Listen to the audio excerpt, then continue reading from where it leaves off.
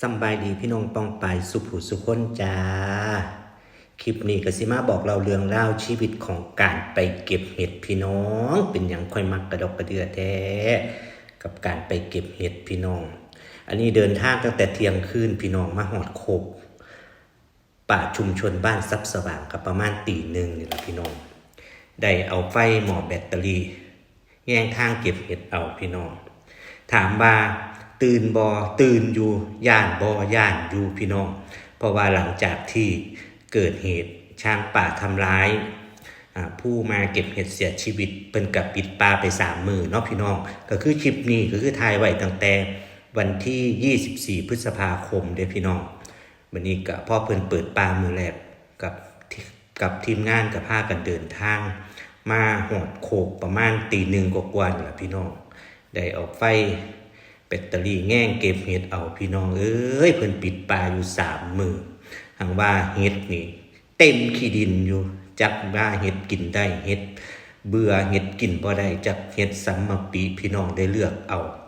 แต่ดอกงามๆเด้อเนาะดอกใดเฒ่าบ่เอาแล้วเนาะเห็ดอันบ่เป็นที่ต้องการตามตลาดก็ว่าเอาเด้เพิ่นเลือกเอาแล้วเพราะว่าเห็ดสารพัดเห็ดบ่อื่นบ่อยากเด้พี่น้องกะตาหนึ่งนี่เก็บอยู่ครึ่งชั่วโมงเต็มตาพี่น้องวันนี้ก็เอามาใส่รถไว้มาอ่างกันอยู่รถออกเดินทางต่อเป็นคิวที่2ได้รอบที่2ได้นี่พี่น้องพุ่นมันใหญ่สิ่งบ่มีฮอดกะตาสิใส่เก็บกองไว้พี่น้องเลือกเอาบัดนี้อยู่พุ่นก็มีอยู่พี่ก็มีเห็ดบางเพิ่นเลือกเอาแต่ดอกงามๆเด้ผู้เพิ่นได้หลายเนาะย่านบ่มีกะตาใส่พี่น้องสะออนหลายสะออนเห็ดถือว่าเห็ดมันออกโคกพี่น้องออกคักออกแน่ปิดปลาอยู่3 มื้อบ่มีคนมาเก็บพี่น้องเอ้ยพากันเอามาผู้ละ2 ตา3 ตาก็เต็มตาใหญ่ก็เต็มตาน้อยก็เต็มผู้ลังคนได้เก็บฮอดใส่ถุงยางถุงพลาสติกได้เก็บฮอดใส่กระสอบปุ๋ยได้ฮอดเอาแก้เสือถอดเสือห่อตุ่มเอาก็มีพี่น้องสะอ่อนเห็ดก็ยังว่า